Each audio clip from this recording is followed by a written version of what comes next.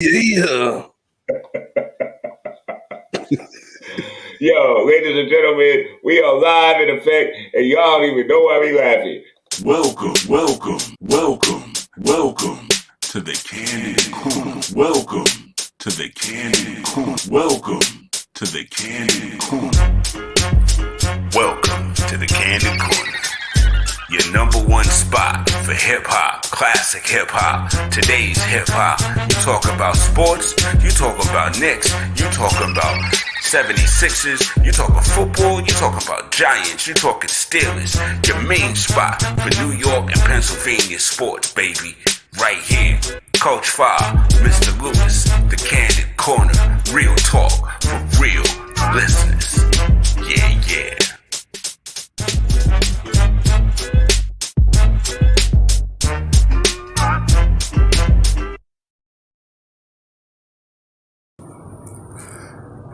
Brought to you by Nap Time Entertainment Media and the good folk over at Off the Ball Network.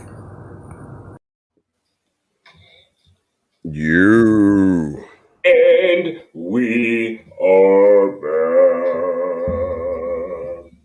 Hello. What's happening, y'all? What's going on in the building? It's your main man, Coach Fa. And it's your boy, Mr. Lewis. How y'all doing? My brother. Yo, we got a jam-packed show for y'all tonight. Thank y'all, everybody, for tuning in, hanging out with us. But yes, before, as always. I'm sorry, I'm looking for something on Twitter. Yo, because my main man, UK Knicks, man. You know what I mean? And Fraz, yo. Prayers up to the family. You know what I mean? We're here for you. You know what I mean? You overseas, but you with us. You know what I mean? So, respect due. I hope your daughter's all right. I just want to really say that. I hope she gets better. And we're all with you, man. You know what I mean? We're all with you. Absolutely.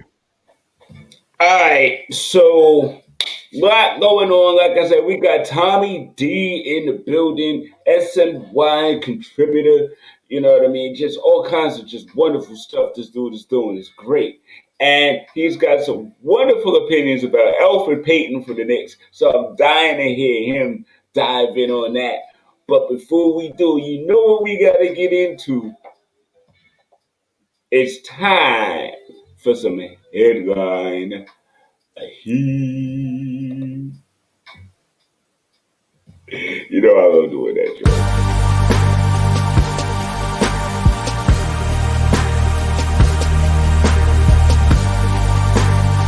Welcome to Headline. Yo, so Big Blue, what's going on in the boxing universe? Well, I don't know if y'all have heard over the past week, but unfortunately, the much anticipated Mike Tyson and Evander Holyfield rematch has been canceled. First, it was postponed, and now it's canceled altogether. However, this coming September, there is a scheduled bout between Mike Tyson and Lennox Lewis. Another wanted rematch, arguably not as much as wanted as the rematch with Holyfield, but still a wanted rematch nonetheless. Because if anybody remembers the first fight, it was kind of it was more of a technical fight, so we didn't get to see Mike get down, but we got to see Lennox kind of out strategize him using that jab to keep him at bay for that whole fight. Right. So I'm excited to see. Hopefully, this will continue to be a thing, a real thing, and get to see these two legends in the ring again. Agreed. And yo, big shouts to everybody tuning in. We appreciate it. Stick around, hang around. Trust me, it's gonna be a fun night. We got a lot of folks logging in, tuning in. It's great. Numbers is great. Yeah. Thank y'all very much. We appreciate it. Yo, so all right. What else we got? Oh, we got all right, so Lou, you heard about Aaron Rodgers, right? Yeah, man. You heard what Aaron been talking about, right? Oh, this I want out. I want to leave. I'm tired of you all. You know what I mean? Yeah. Yo, so Yeah. what's cool about that is Terry Bradshaw has something to say about that. You know that? Mhm. Yeah. Steelers OG. Yo, check this out real quick. Steelers OG, bang bang. Didn't hold back when assessing the Rodgers situation with the Packers. But him being that upset shows me just how weak he is. Who the hell cares who you draft? I mean, I never. Is a three-time MVP in the league, and he's worried about this guy they drafted last year at number one. Here's what I'd do. I wouldn't budge. Let him gripe. Let him cry. Retire. You're 38. Go ahead and retire. See you later. Oh, shots fired. Well, come on. Let's say he didn't say what millions of other dads and uncles have said in their living room. I'm not mad at it. And then they was like playing from the fans and big shouts, big kills in the building. Super producer doing his own podcast joints. Thank you for tuning in, brother. Maryland, big Big up. shouts, big shout, Kelsini, my brother. Yo, but for real, folk in Green Bay is like, all right, fam, we good. Yeah, peace. And it's surprising because the only people like, hey, but wait, it's Aaron Rodgers, it's cats like Michael Silver and them in the media. You know what I mean? If the fans is like bye and he's like bye, then bye. Yo, Hey. but Terry Bradshaw came real with it, bro. You know Yeah, what I really. mean? It's like, hey, it's simple as that. If you want to leave, just leave, bro. I mean, Yo, be out. just extra. Just bye. Bye. For real. Like, yo, you 38. You gonna retire anyway. Stop crying. Yo. Oh man. All right. So speaking of crying, did all right, so LeBron James has had issues with this playing tournament. So I've heard. Now he had them, I'll say it like this. He had them when it was discovered that his team was going to be in them. He wasn't mad at nothing. You know what I mean? It was all good just a week ago. You know what I mean? And I kind of took exception to that. And rather than me explaining to you here, I'm gonna just share it with you and the family. For those who didn't see this video, you know what I mean? Here we go. Just give me a sec. We're gonna share this screen right over here.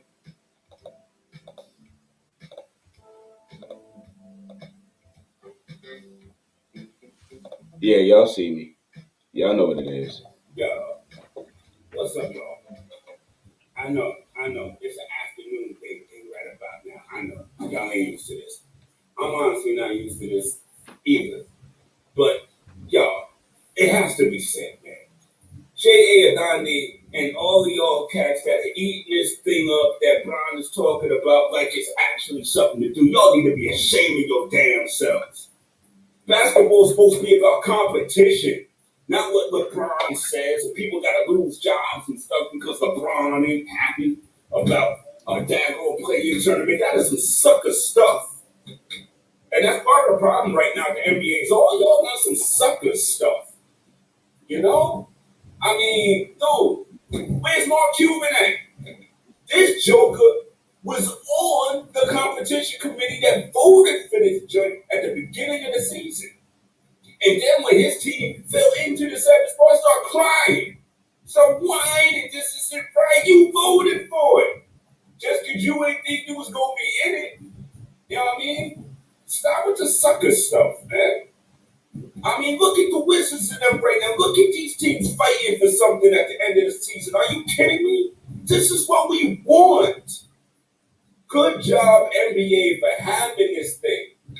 You know what I mean? Nothing should be taken for granted. The little 8 spot, your 7 spot should not be taken for granted. I heard people say, oh, you earned it. If you earned it, you keep it then, right? be saying to him, oh, you earned the spot, you shouldn't have to fight for it. Dude, if you earned it, you keep it, right? You go into this little play and you knock off the little team that's maybe supposed to knock off anyway. So what's the big deal? You play one more extra game, maybe two. What's the big deal? Man, yo, stop trying to turn the NBA into Johnson's cornhole. No disrespect to Johnson's cornhole, y'all go hard. But I'm just saying, man, this is supposed to be the pinnacle of basketball, the NBA. And why are you acting so suspect? Really? Let's play ball, people. If the Knicks was in that, then we'd be sitting here trying to get in and play ball. So I don't want to hear it. I don't want to hear it. You know what I mean? Y'all better stop with this nonsense and come on. Play some real damn ball out here. Got me all up in my stuff about this. Y'all, come on. Come on.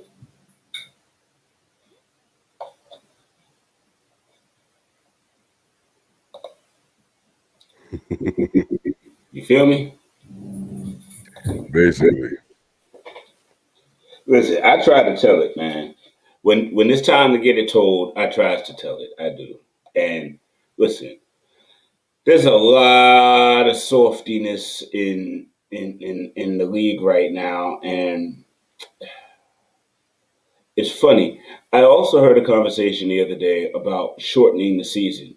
Folk on Twitter was like, "Yes, it needs to be 72 games," and I'm like, "Are you kidding?" So all these, so y'all supposed to hold on. Y'all supposed to be bigger, stronger, faster, right? But everyone who came before you could deal with an 82 game season, win games, get a championship. But y'all, the era of PTO, the era of I don't trust the organization to win a championship, so I'm gonna call my friends. The era of I don't want to play for this team anymore because I want to play for my friends. So I'm gonna quit on the team until you trade me. And now y'all want 72 games permanently? Word. And I know I'm gonna get tore up on Twitter for this. I know. And guess what? It's fine. Come talk to me. Because I remember when the game was pure and cats fought for things and it was important to them. Not their brand, but what they did. And you could call me old man on the lawn for that all day long. Let it be known. That's the basketball that I love.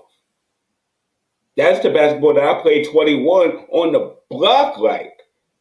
You know what I mean? It was serious. You know what I mean? My best Same here. For real. Word. if my best friend is on the other team, I'm going after I want to lock him up. You know? Yeah. So what do you think about all of this, bro? I pretty much agree. I mean, you know me, I'm more the observant type, so I like to sit back and see how it plays out. You know what I mean? But yeah, just as you said, you know, the way we came up with the basketball we played, the basketball we watched, it was a more aggressive sport, and there may not have been players that were as big and strong as today, but you know, obviously they played with more heart, and as you said, they And worked they harder. played every game.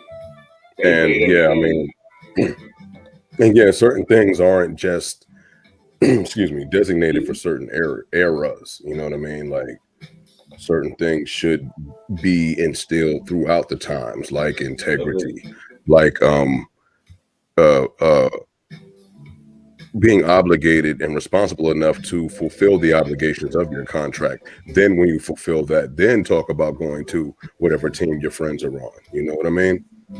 Stuff like that I get, because the kids are watching, and we always talk about people we don't like getting away with privileges and behaviors. We got to keep that same energy when it comes to people we do like. Agreed. And I got some more to go on, but my man Tommy D has been patient in the green room chilling, and I definitely want to bring him on and bring his perspective. Right And on. So in the meantime and in between time,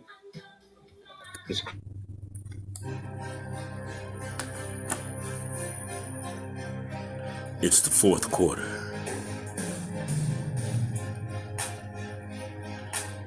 We're down by 1. No seconds left. And you gotta eat your breakfast. So what you gotta get is that RJ Barrett crunch time. That's right, boys and girls, it's crunch time. Get your wonderful breakfast on right before school. You're not gonna be late because the food is gonna just devour itself and just evaporate right in your mouth and give you all the nutrition you need because it's crunch time. That's right. RJ Barrett, crunch time, straight from Kellogg's and them. The folks that gave you them Rice Krispies and things. You feel me? Crunch time, baby. Go get you a bowl, go get you 2. Go win for your team, win for your school. Crunch time.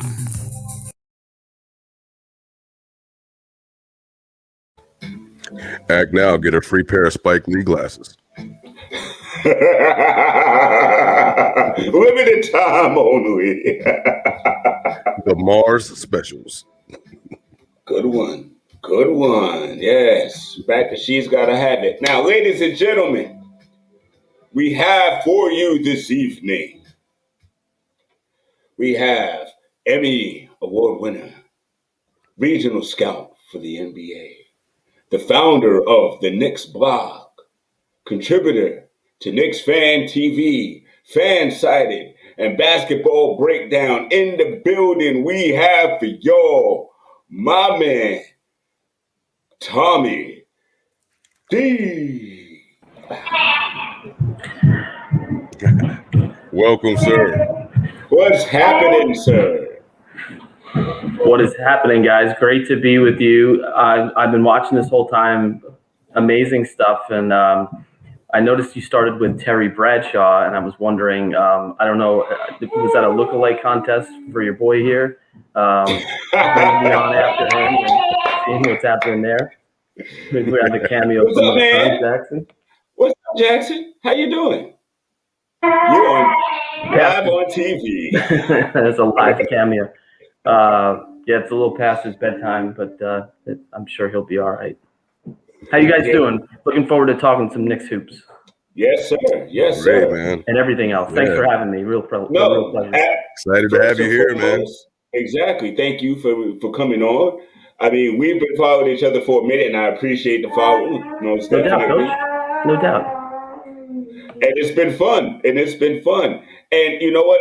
I wanna dive right in, man, because you have defended this particular player. Oh, I'm pretty sure I know who you're going to say. Yes, sir.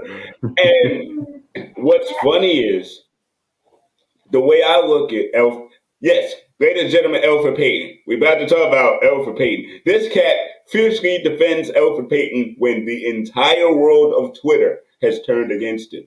So I love his perspective, and I want him to have his opportunity to talk without, folk diving in and cut it off mid-character. Well, my son, when I tweet, my son also cries about it. So anytime his name is mentioned, he starts crying in the background as well, saying, Dad, what are you doing? Stop talking about this guy. So, and I get a lot of it, and I apologize if he's getting a little wild there in the background, but it's a little past his bedtime, and his mom's trying to figure out how to get him to bed. But for me, the thing about Elfrid Payton is something that I've really tried to be consistent on. When you look at all the numbers and when you look at the performance of the team, right? Going into the season, they were supposed to win how many games? Some people said 17. 21. Some people said 21. Some people said 13. Some people said, hey, let's tank more. Right. I didn't understand that either, but yeah, right. Cade, Suggs, whoever, and for me, I'm like, we got RJ Barrett. So in terms of, draft picks, young players, like this is the guy that you want to be a franchise player cornerstone, right? Right. the question mark there also was Julius Randle, right? Like what were we gonna get from Randle? But not a long contract, so hey, let's figure out what he's about. Give him free reign. Good new coach coming in. Let's see what we could happen. Who knows? Right. Sort of, roll the dice there and see what happens. Obviously, it's been very, very good. But in order for Randle to be good, I know people are going to disagree with this, but the numbers are what the numbers are, right? The wins are the wins. Right. Defensively, Elfrid Payton guards 1 through 4. In terms of what he does with Julius Randle, he gets the ball to Randle early in the offense so that Randle can do his thing. He never turns the ball over. Right. He makes questionable decisions, maybe driving to the basket, and I can see where people can say he takes bad shots. He's not a good shooter. But a lot of the shots that he takes in the paint are the shots he should take, which is why Coach Thibodeau doesn't really give him a lot of grief or problems for those shots, because he knows if there's no help, then there's no kick out, then there's no ball movement, then there's no open threes. So how many times do you see him get in the lane pretty much at any point, anytime he wants, and all of a sudden here he's got to take the floaters and he's got to take these shots from here and there just because they're the best shots. So for me, exceeding expectations, number one, with him as the lead quarterback. Listen, is he the Ryan Fitzpatrick of the NBA? Is he the Trent Dilfer of the NBA? Sure, if he won a championship, anybody would sign for that, right? Is he someone who is certainly in need of an upgrade in terms of that position? 100%. Is that person on the roster? Everybody's going to say quickly. I'm not sure that's true. No, I don't believe so. So for now, because he can guard 1 through 4, he's very good in pick and roll. Like, you can't just take away the good things and focus on the fact that he can't shoot threes and say, oh my God, the reason why we're not, 20 games over 500 as a fan is because, Elfrid Payton. You could be 15 games under 500 with Elfrid Payton, but you're not. And that's why, and throw that all out there, he's also a very good guy. Like, he never gets technical fouls. Right. He doesn't go out of his way to embarrass anybody. Like, he's an easy guy as a person and a player to root for in my mind. So that's why I protect him, because I don't think he is the worst Knick that's ever wore the uniform. It just seems we've every had some bad ones. There's been some bad ones, but I just feel like there's always been a Knicks team where every player's got to be hated, and I don't know what that's all about. That's actually fair. And Tommy will be right back. Oh, there he is. All right. So got a lot of activity going on down here. Listen, yeah, we're dads too, man. Yeah, we dads, man. Real life stuff. But you know what I'm saying there. I'm hoping I made it. I hope I made it clear. Because, like I said, they could be in a much different, much worse situation. This franchise, this organization has never been in a better position. They've got all the assets. They've got young players. They've got players on flexible contracts, and they've got the ability to make changes and upgrades going forward. What I always say is there's no better recruiter than opportunity, right? You come here, you see what Reggie Bullock's doing. Exactly. You see what Burks is doing. They're making a name for themselves in the league. Are there players who are better than them who look at those situations and say, wow, if I got those shots, I'd be putting up better numbers than them? And would they be as good as defensive players? Maybe not. Maybe. But what you have is a baseline now to grow from, and I think that's great. And Elfrid Payton's included in that. Yeah. He's going to be a free agent this year, and he's on a winning team. And at the end of the day, that's even the point. He's been here from the beginning of the season. Whether we liked it or not, he's been a part of this winning. He's not been injured, so he's been there. Right? The old Eli Manning. Everybody would say, well, towards the end of his career, Eli Manning. Oh, they need to upgrade Eli Manning. Eli Manning. He plays. Mm-hmm. He doesn't get hurt. He's out there. Yes, he's not ideal, but playing is a skill. See, and I even disagree. Staying on the court is a skill. And just side note, I cannot stand the way these people talk about my Eli Manning. Are you out of your minds? Will y'all stop being recency bias and understand how football is played? We got a whole show on Eli, man. Coach, we can talk about Eli for a couple of days. Aaron Rodgers crying right now, 1-1 his whole time. Eli never cried. And who kept him from 1-1? Him. Listen, yes, we can do that all day too, Captain America style. That game was over at halftime. Think about that one. Remember the second one? That game was over at halftime. And how come Eli is the only one who knows how to beat Brady in the big moments? He knows what he's doing. Just may not look like it, but he knows what he's doing. If they just gave him one or two pieces of an O-line and kept that defense furbished, it would have been the last 5 years would have been different. All that, and on top of living in his brother's shadow his whole career. That's a fact. And that's from a Steelers fan. And Plaxico. And as a Steelers fan, I mean, when they beat the Steelers that year, they were the best team in football at that moment. They were on their way to the third one after they won in 11. They were a better team that year than they were when they won. And Brady was out, remember? Brady, that was the year Brady got hurt, so they had a direct Right. And Plaxico shoots himself in the club. Which, for people that know him, said it was probably karma anyway. See, because y'all knew Plaxico better than we did. That's fair. So, Speaking of which, Tommy, since I know you are extremely knowledgeable of a lot of these wonderful things basketball. Thank you. Appreciate that. Is Tobias Harris, right on. Everybody's talking Ben Simmons. Everybody's talking Embiid. Tobias Harris. What are your thoughts on him? Because Lou's also the Sixer in the building. So, a couple of thoughts, right? Watched him in high school. Remembered him certainly as one of the best players that Long Island has produced in a long time. Pretty good college career, but you could tell he was a pro. And I think when he came out, he had that mellow style, right? Play a little bit slower, use your body, post up, So he came into the league with a different, not a modern skill set by any stretch.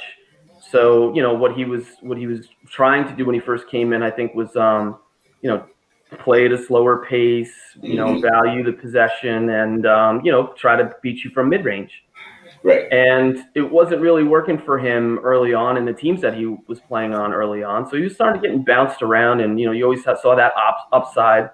And I thought when they brought him to Philadelphia, he was going to be sort of a good piece or sort of that final piece if they were going to match him properly. And by that I mean,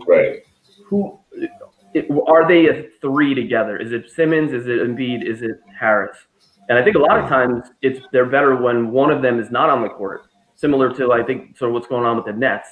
But I think what Harris has done this year is by far his best year. I don't care what the statistics are. Very much so. He's definitely been. I agree. And he's been the glue and the X factor for them. So when he plays great, they're very difficult to beat.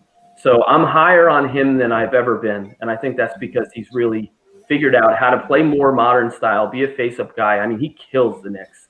Often. Very much so. He's a terrific. And he should have been an all-star this year. I agree with that. I mean, that's always who you're gonna pull off the team.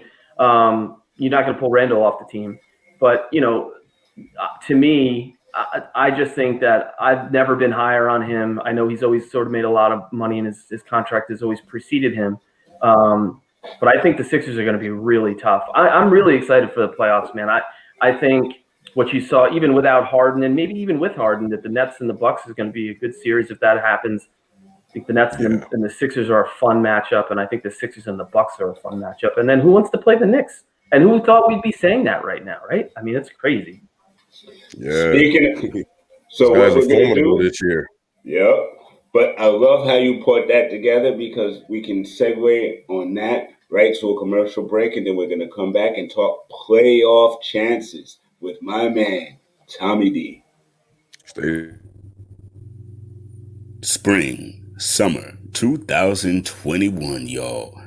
You got to get to the barbershop and get those Julius Randle's Hairstyle Trends for men. We talking about the triple threat. The Spree 99. The 3 in a rows.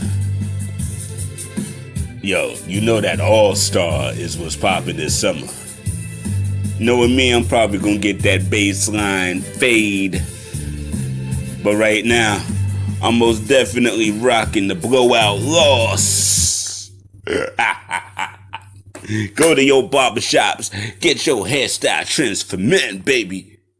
Corn roll it up, Julius.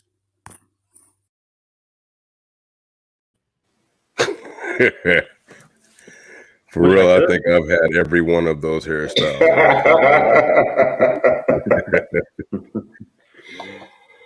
Oh, we have fun here, Tommy, if you haven't noticed. I'm here, man. I'm here for it. Yes, sir. So, right now we've got, because it fluctuates daily, I'm not sure who's at the top right now. I believe it's 76ers, then Nets, then Bucks, especially since the Nets have lost a couple of games to the Bucks lately. And then, oddly enough, it's us. And then I believe it's Hawks, Celtics, Heat, and then Hornets. And the Heat are catching up to the Celtics very quickly. The Heat have passed the Celtics. They've passed them. Okay. Boston 7, Charlotte 8. Yep. There you go. They have a big chart. It's a huge flow chart now. It used to be simple, but now you got to go back and get your degree in the science degree or whatever, master's in science, all arrows and formulas. But and then you have the Wizards at 10 in this playoff, this play-in tournament, and I actually think they're one of the stronger teams in the play-in. They could be very dangerous and end up being in that 7th or 8th. Well, more than likely being in the 8th spot. Who'd you say? Is that the Raptors? The Wizards. Oh, the Wizards. Yeah, playing as great as anybody. I mean, again, like Eli or maybe probably not Alfred Payton, but does anybody get less respect than Russell Westbrook? I mean, it's crazy. For me, it's crazy. It's never made any sense. Now, listen, he's not the second greatest point guard in NBA history, as his coach called him. But I respect that he has that love for him because he's coached him forever, and he knows what he's about. And I thought finally he came out this year. He came out and really went back at Stephen A., who deserved it, I think. And, Russ is not that type of guy. And he just finally got to him to a point because they were losing and it was tough. And DC is a tough town when you're losing, not nearly as tough as New York or Philly, but, the people get at you down there. And I thought his comeback was great. And he's just a great player. He's an all-time great player as far as I'm concerned. And you want to play against that energy night after night and try to play in a small series, like he's got a chance every time he gets on the floor. And, I wouldn't want to play them. That's for sure. And what's crazy is he's the Robin to Beal's shooting Batman. And Beal is lights out night after night. Oh, he's been incredible. I would watch them. This is sort of my take with the Wizards over the last 5 years. When they had Gortat, they had John Wall, obviously, Beal. They had Porter. They had one of the Morrises. And they had Kelly Oubre, one of the Morris brothers. They were good, man. Yes. They were tough. Yes. They were physical. They played modern. They ran a lot of pick and roll. Gortat was a beast, screen assist beast. He could rebound. He protected the rim. Not a rim runner, but a guy who could just make you feel like he was he was always there. Right. And for some reason, it broke up, and I never understood really why. And they never been the same. It's just been. I would have kept that team together as long as possible. Right. They let Gortat go, and I just remember thinking to myself, what's the thought process there? Right. And unfortunately for Beal in his best years, they sort of took that big step back. Right. And now we'll see what happens in the offseason. I mean, he's got some thinking to do, and he'll certainly be one of the names that you'll hear about. I feel like, honestly, he and Lillard are the two guys that aren't going anywhere. And to the Wizards' credit, they lost Thomas Bryant early, and I felt like that was a big derailment because he was Somebody the got to next tell Stephen A. coming. Somebody tell Stephen A. that, because I don't think he knows Yeah. that. He went on a whole Stephen rant about the Wizards, and he was talking about Thomas Bryant like he was in the lineup playing 30 minutes. He hasn't played right. in 2 months. He's been out like the whole Hey, we season. all make our mistakes, man. We all make our mistakes. Oh man, don't put me in a room with Stephen A. though. It'll be hilarious. It'll be hilarious, but he won't like it because guess what? I'm from Queens too. So he has absolutely nothing to say to me. But so let's just say, oh, go ahead. The Lillard situation is interesting, and I'll give you some inside stuff on this one. Okay. So he is so entrenched in Portland with Adidas, with the relationship with the fans, the economy. Like he is Portland, to the point where if he were to, and this is not his style, and I think this came across maybe not the way that he would have liked it in Chris Haynes's. I don't know Chris, but I know him as a really good writer who knows a lot of people and is certainly locked in.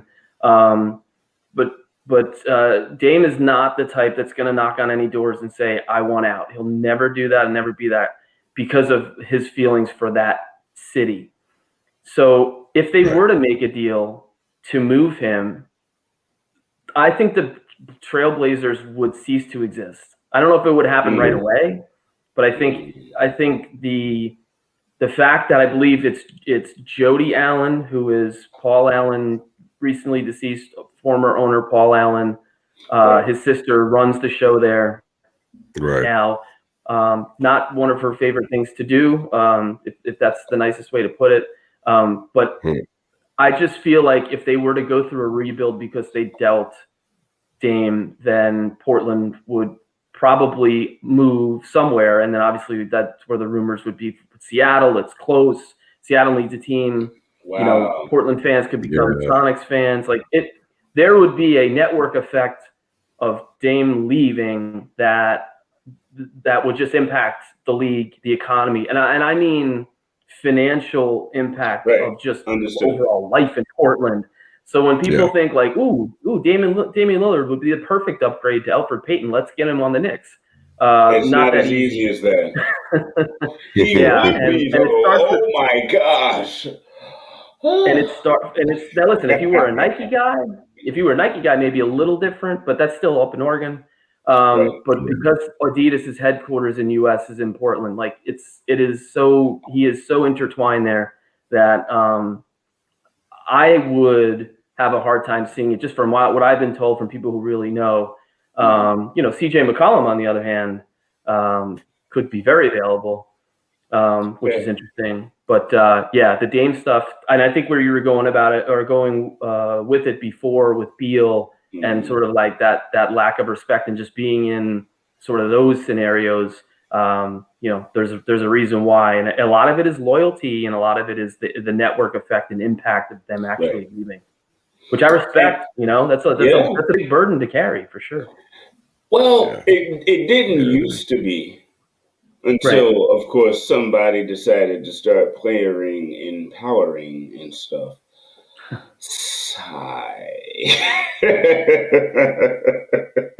Which is another, that's a long conversation. And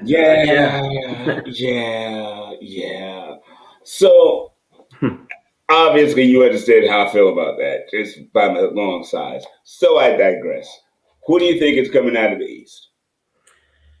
So I was doing an interview, I think, right after the All-Star game when Giannis had a great game, right? Didn't he? Was he 15 for 15 or something, or 14 for 15 from the field?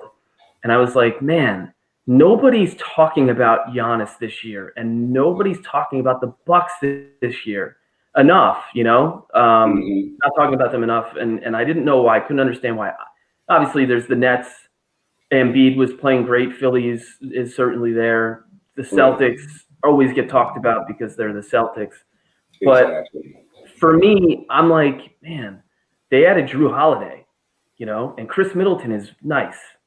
Yes, and they had a lot of depth, like nice regular season depth last year that helped them win a lot of games. And I think with home court advantage, they probably come out of the East last year if it weren't for the bubble. Right. So I sort of look at it this year and I'm like, man, if Giannis gets a little bit better and can start to figure out things in 5-on-5 when, defenses collapse and, he's got guys around him who can make plays, including Middleton. Now he's got Drew Holiday, who's all NBA, all-time underrated, in my opinion. Wish he was on the Knicks. Yeah. Forever. They're going to be trouble. Drew Holiday against Kyrie. Like I know Kyrie's tough, but Drew Holiday's a lockdown defender, and you can't lock up Kyrie. But what we saw here the last couple of games against the Nets, yes, without Harden, the Bucks are really tough, man. But then Embiid is it comes down to matchups, right? Like who's going to stop Embiid? Embiid's so tough. The Nets don't have anybody that can stop him. No, they don't. It's not Blake Griffin. It's not DeAndre Jordan. Yeah, I mean they had Allen, but he's gone. I like that. Yeah. So but then of course it's KD. When you look at KD and Giannis, wow, that's a good one. Yeah, it's going to be a good one. Yeah. Yeah. And they put PJ Tucker on him, and so when Giannis isn't guarding him, they got PJ Tucker on him, and PJ's tough. He's very tough. So. Yeah, it's going to be a tough one for me. I don't see anybody leaping. I know you mentioned Washington. I don't think the Hawks can do anything there. I don't even think the Knicks, can put a scare into those top three.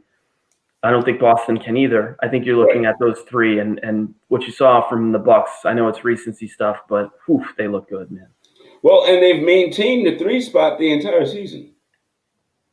Up and down, injuries, they get through it. Right. Nobody's been able to pierce 3 because of them. So at the end of the day, we're as high as it gets right now.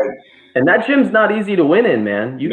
That is not an easy place to play. But we did blow them out once. Yes, we did. We did blow them out once, so we got that. But I agree with you that these top 3 are going to be epic games. I do feel like the Knicks can I'm not going to say easily come out of the first round, but I do believe that they can come out of the first round if they're matched up against the Hawks or the Celtics. Sorry, Celtics fans. God love, but I think again, matchup is the key word there, and I think the Knicks really, John Collins against Randall is advantage Randall. Yes. And then people will laugh, but Peyton does a decent job on Trey. Yes, he does. Trey doesn't get in the lane at will against Peyton. And then you got D Rose. D Rose is a matchup nightmare for their guys. Coming off the bench, and that's the biggest thing with the Knicks that I really. Again, going back to Peyton, that I'm listen, why do you want to put Derrick Rose in the starting lineup? Why are you trying to break up what is dominating right now? Right. These guys coming off the bench and they kill, maybe not tonight, but they can play in Denver, but they kill other teams' benches. Oh, I have no idea the score. My TV's in the other room. I have no idea, so don't tell me. I'm looking at my phone and text, and I'm seeing a lot of this is absurd and wow, Jokic this and that, so I think it's probably not a good sign. But why – I see it all the time after games. It's man, if we just got this bum Peyton out of here and you put Quickly in the lineup or you put, Rose starting. Everybody gets all worked up about this starting lineup stuff, and it's these guys coming off the bench, these 5, even when you put Obi in there for 4 minutes, 5 minutes at a run each half, and maybe he isn't going to get in the second half because Randall's going to play the whole second half. Keep that together, don't break that up. Then you're just making that part of the team worse to maybe make this part of the team better, and you don't even know that's going to happen. Just keep it where it is. They've won 13 out of 14 games. I think Tom Thibodeau knows what he's doing. He has proven that to me, and I gave him the benefit of the doubt coming in. He's a coach that I've been wanting on this team for years. To me, he as a coach, he quantifies what Knick basketball actually is. Well, I will say, I think he would admit because he's that type of guy that he got a little too ambitious with the Minnesota thing and took on a lot of responsibility, which he earned. I mean, I don't think that he was well, the opportunity didn't present itself here, right? They hired Donnie Walsh and they hired Phil Jackson, which we know didn't work. I think if Phil would do it over again, he would have taken a job at a younger age and coached and done both, and even probably he would have struggled with that.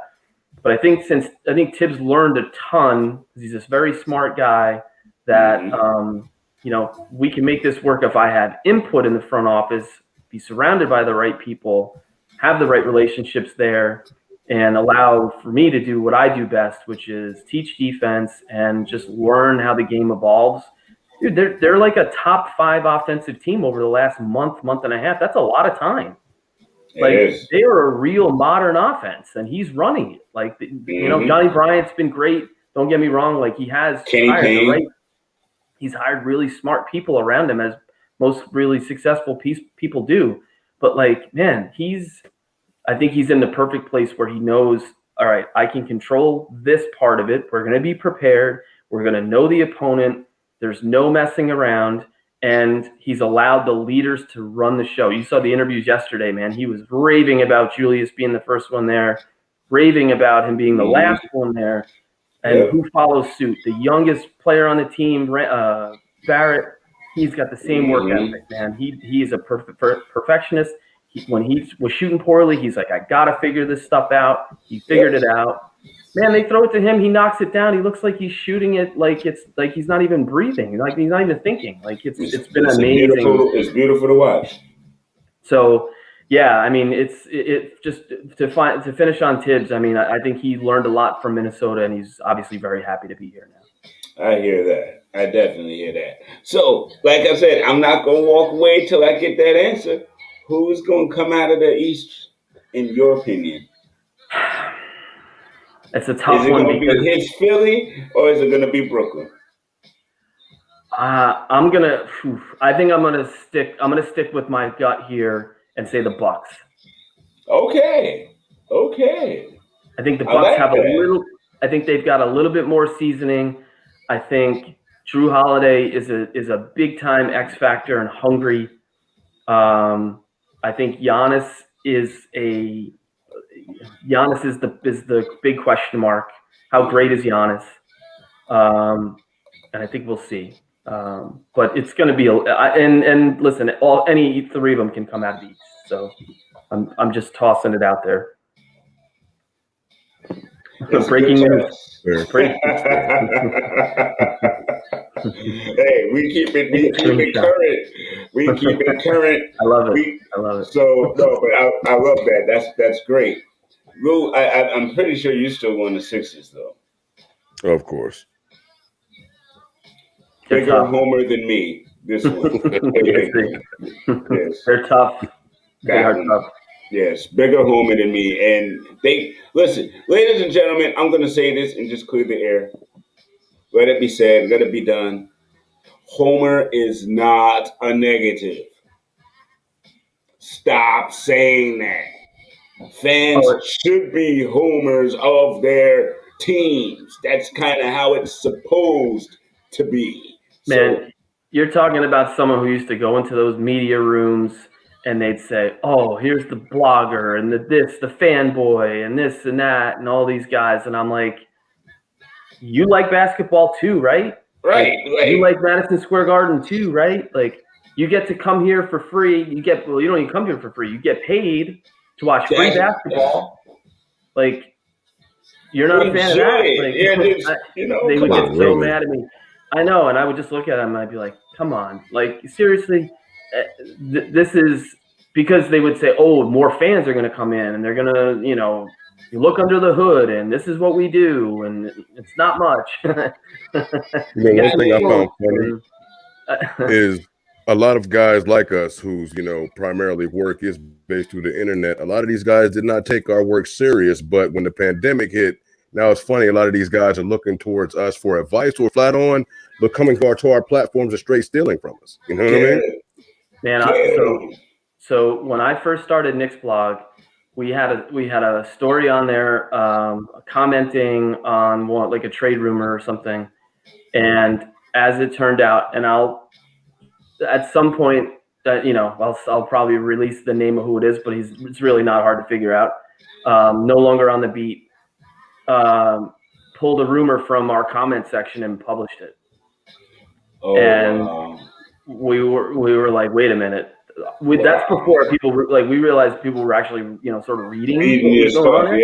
Yeah. And so I got an email saying like just tracked all of it. And I'm like, wow, okay, then yeah, like that's how you know you're making an impact, right? That's where you know that people are paying attention, and you just got to keep doing the good work, because in order for things like that to happen, there's got to be some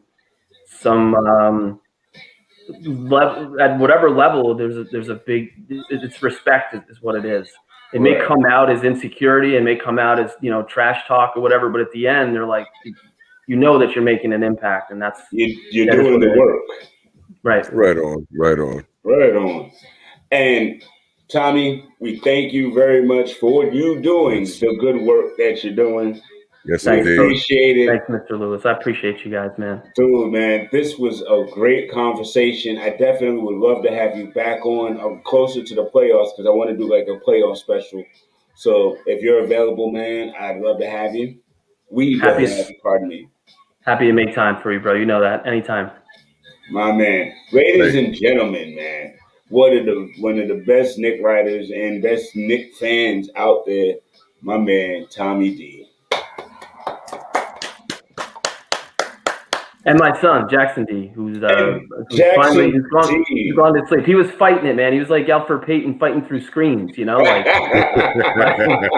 trying to stay on the court, but my wife was like the fans pulling him off the court. I hope he wasn't too loud. No, listen. I'm a parent. We're parents. Anybody complain, I'll yell at them. So it's just what it is. Real quick, tell the people where they can find you, man. Twitter at Thomas CDEE. Yeah, you know what? I've been just focusing a lot on. I've created sort of this concept, the modern versatility MSR formula. Yes.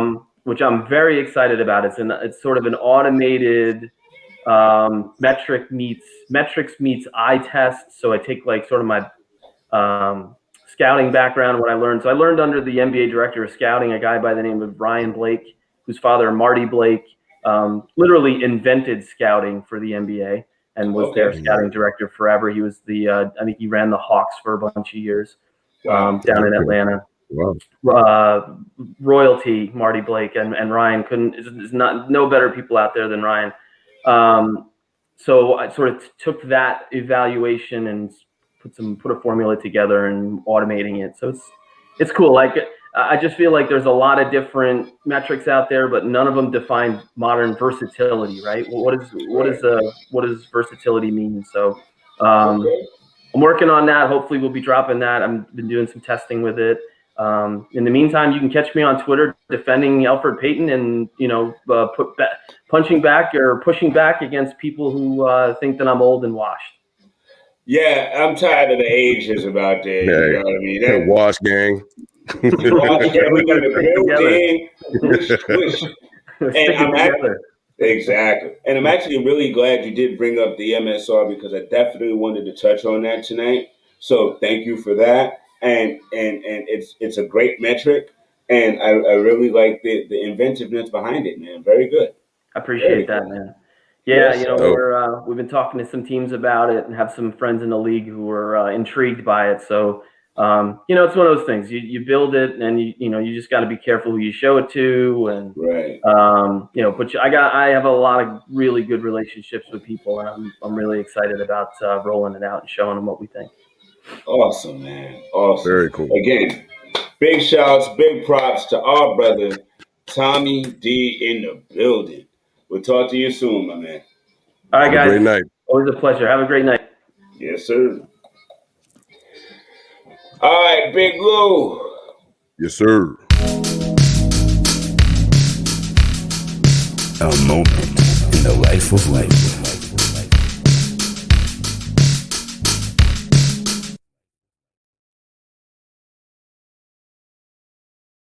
Yeah.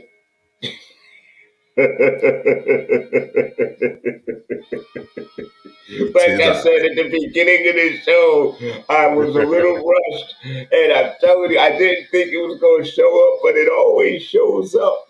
It always shows up, ladies and gentlemen. Listen, but so far we've had a great show. I hope you guys have really, really enjoyed it.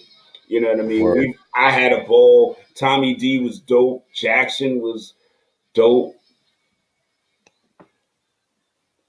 And great show. It was a great show. And now that I could take this little banner off real quick, and then we're going to finish the show with my brother's story. What's good, y'all? Mr. Lewis here with another segment of what I've been up to.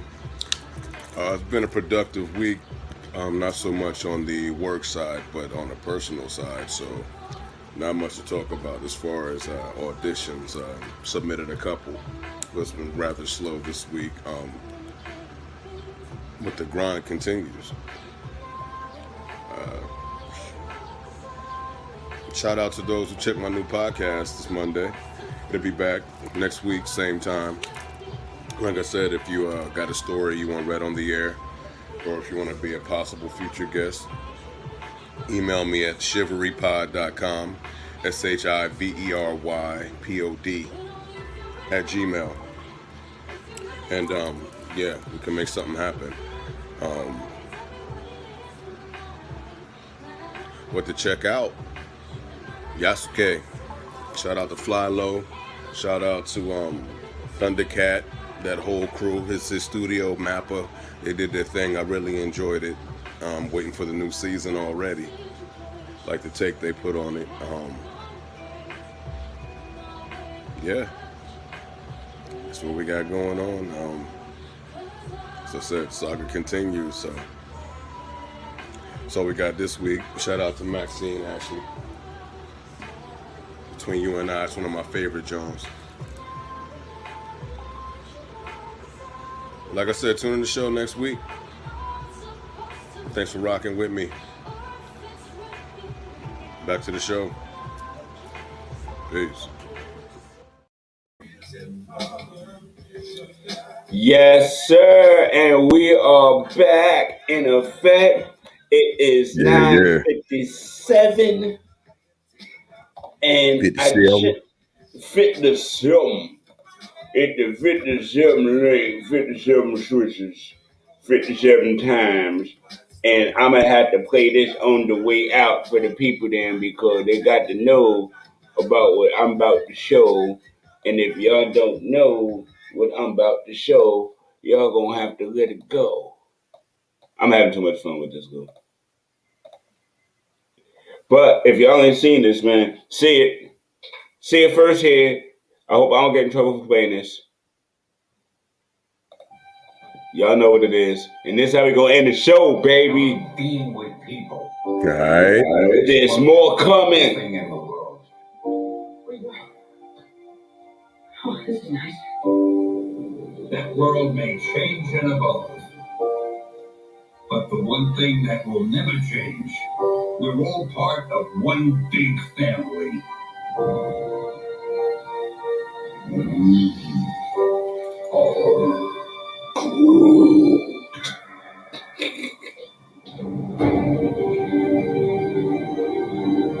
That man next to you, he's your brother.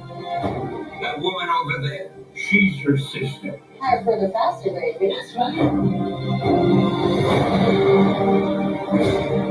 We're all part of one universe. That moves ever upward and onward to greater glory.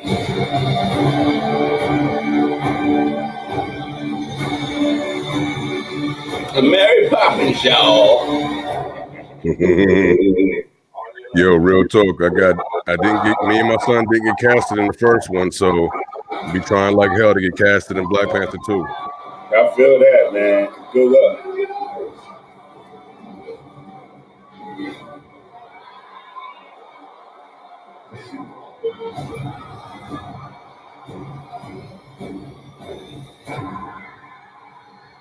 Yeah, I was cheering in the theaters too. Our theaters was loud that day, bro.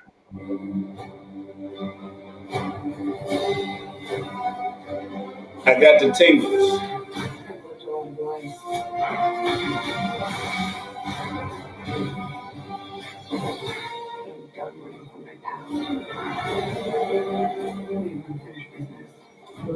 Yeah, I'm another comic book nerd, so yes, one of my aspirations is to be one of the players in either, hopefully Marvel, but I can do Marvel or DC. But I've always been more of a I'm looking Marvel forward to fan. this, man. She goes like it's gonna be Oh, hot. yo, it's gonna be fire. Eternals is a Plus, I wild get to see story too, Aquafina do her thing too. I like, I watched her come from just, a YouTube star to where she is now. right? Bang bang, Yeah, bang man. bang, bang bang, bang bang, Yeah, my mother's birthday. bang bang. Yo, you see all this, bro? Yeah, bro. Like I said, what I'm seeing is like from a fan, I'm excited, but also from the actor standpoint, I'm looking at job opportunities. Yo, nah, from the actor standpoint, yeah, you like, yo, I'm gonna be employed like shit. To make Hey, sure the six pack is right. for real, right? Let me, you know what? Let me grow my hair out and look more exotic so I could be a mystic or something. Yo, I'm looking. ladies and gentlemen, thank y'all once again. Yes, Episode yes. 17, bruh. Season 4 in building. We appreciate y'all. Yo, check out my brother on Chivalry Pod doing his spooky thing. Check me out this Saturday on Knickerbocker Avenue at noon. Then me and my man MG the Great on Sunday at 7 o'clock. This week we talking Mortal Kombat. Whoa. You want to get in on that, Lou? You might want to pop by Sunday night, 7 o'clock, and we chop it up Yeah, I about might Mortal stop by. Kombat. Yeah, yeah. Right on. It's a I did family not to flex, but your boy a couple weeks ago got invited to a private screening with the panel with Shannon Lee and a few of the cast members. So bang, yeah, I know. bang. Yeah. And so you're going to drop that on your next moment with Lou. I know you're going to put all the little details on that. Yeah. Sometimes with the medicines, I be forgetting like some of the dope stuff I do be doing, and then I come down to the whatchamacallit and be like, yeah, ain't nothing going on. And then you with them other fan be like, yo, remember you did this? I'm like, oh yeah. Oops. Marijuana affects the memory. It's like, but to me, I be doing so much dope stuff, I'll be forgetting about it. That's true too. All right, ladies and gentlemen, we will check y'all out next week. We appreciate the love. Word, peace and love, y'all. Next week, we out. Welcome to the Candid Corner. Welcome to the Candid Corner. Welcome to the Candid Corner. Welcome to the Candid Corner. Your number one spot for hip-hop, classic hip-hop, today's hip-hop. You talk about sports, you talk about Knicks, you talk about 76ers, you talking football, you talking about Giants, you talking Steelers. Your main spot for New York and Pennsylvania sports, baby. Right here. Coach Five, Mr. Lewis, the Candid Corner. Real talk for real listeners. Yeah.